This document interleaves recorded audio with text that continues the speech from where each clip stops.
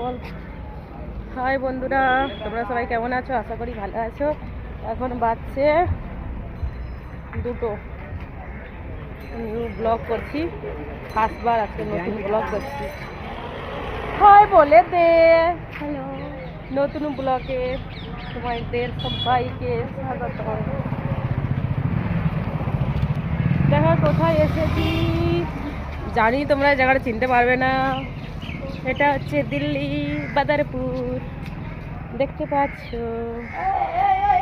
এই একটা রাস্তার পাগলি। এই পাগলি হাই কর